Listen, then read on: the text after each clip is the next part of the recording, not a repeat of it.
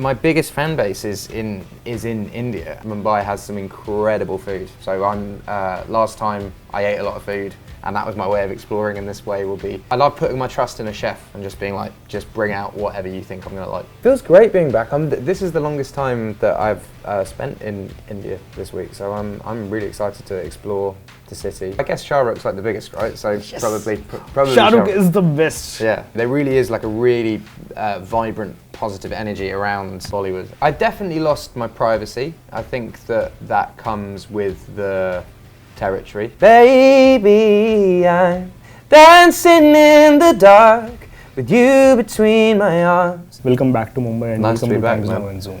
Thank you. So how does it feel to be back in the city after such a long time, and how do you plan to make the wait worthwhile for your Indian fans? It feels great being back. This is the longest time that I've spent in India this week, so I'm really excited to explore the city. I'm going to try and get out of the city as well, maybe try and see some stuff. But yeah, it's been good. My trips are always sort of based around food, so I eat a lot when I come to cities, and Mumbai has some incredible food. So last time I ate a lot of food, and that was my way of exploring. And this way will be, yeah. So would you like to tell us some of your favorite dishes from Mumbai? Do you know, my favourite thing to do is to go to a restaurant where you know it's a good chef, and you just go, you bring me small dishes of your favourite dishes, and then you try everything. Sometimes I've been in countries where you end up eating some quite wild stuff, but yeah, that I love putting my trust in a chef and just being like, just bring out whatever you think I'm gonna like. So as you know, Ed, your fan following in India has grown significantly ever since your last visit. So how do you feel that your fan following here is such a great fan following in this part of the world? So this is my biggest fan base is in India, and that for me is super exciting. Being someone that, you know, I come from England. I come from a really small town in England, and I never actually thought I would have success outside of England. So to be able to come to a country that isn't my home country and it be the country that likes me the most is pretty cool, man. It's pretty cool. I'm really excited. So yeah, I personally do believe that social media has played a very significant role in connecting you to your fans. And how do you navigate your life and balance yourself between connecting to your audience as well as keeping your privacy in check? Well, I think I never really had the balance right. I think for my first 4 years of my career, I was on social media 24/7. It was Twitter, it was Instagram, it was YouTube. I was just on everything, and then I sort of retracted and stopped and did nothing. And I think both of those two extremes are the wrong thing to do. So I tend to I get to a city and I sort of I always have one thing that I want to do that will be the thing for social media. So in Philippines we got a portable karaoke machine and sung karaoke there. In Thailand I got a tattoo, and you know, here I went to go and visit a school this morning. I really like doing stuff with music education with kids in schools, just because I don't know what it's like in India, but in England the arts in general is really underfunded, and the government just don't really care about it anymore, which is weird considering all the export that comes out of England that we're proud of is it's art, it's films and music. So I like going into schools and doing music stuff because no one's really doing that in England. I remember that one of your friends, Jamie Lawson, he once put up a post on his social media joking about that he has to buy your first album just to support you, but then he realized that you don't really need a support. Yeah. Now that you've completed over a decade in the mainstream music, what do you think you have learned, and what do you think you've lost? I definitely lost my privacy. I think that comes with the territory. You know, you're if I'm out and about, whatever happens, I have to be on, which I think is fine. I think that's a fine trade to have.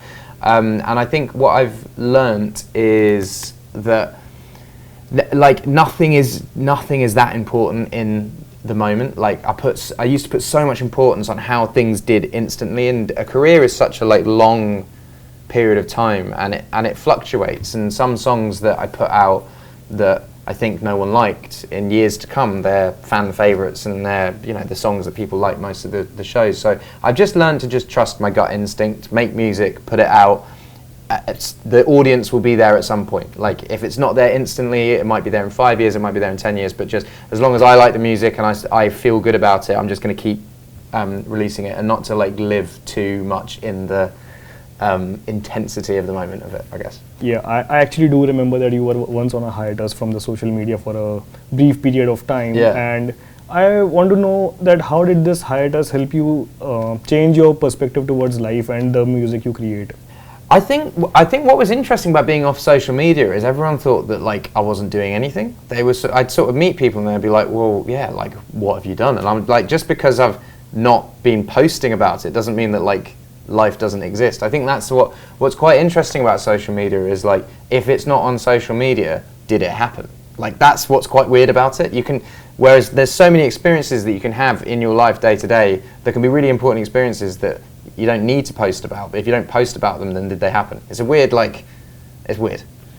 So yeah, now that we are coming to an end, let's just play a small rapid fire game. Cool. You know, I actually named this game Raw Egg after Raw Egg. Oh, cool. Thank you.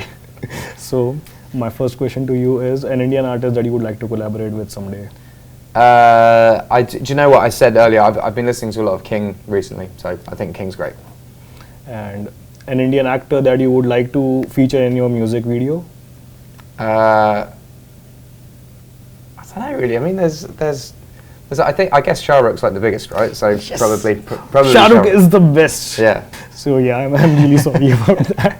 So my third question: would you like to make a cameo in Bollywood movie someday, or would you like to? 100%, yeah, 100%. Sign me up.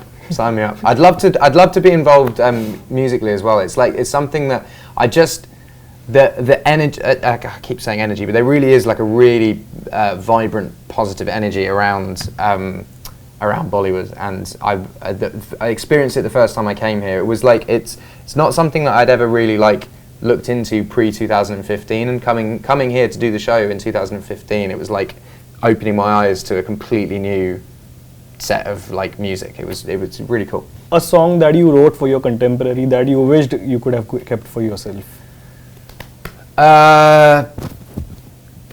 I think all things happen for a reason, so actually I wouldn't take any of them back, but I really love this song I did with this girl, Tori Kelly, called I Was Made for Loving You, and but I think it works beautifully as a duet. But I don't know if I'd take anything back really, because I think like it all adds strings to your bow. I think that the reason that people know me as a singer-songwriter rather than just a singer is because they might have heard a Justin Bieber song or a One Direction song or whatever, and being like, oh, Ed had something to do with that. So I think it's important to be a multifaceted songwriter and be able to not just stay in your lane, basically. A rap song that you would like to recreate in your own style someday? Do you know what? I did the first minute of Lose Yourself when I played with Eminem in Detroit, and I'd never covered that before. So yeah, doing a full version of that would be fun.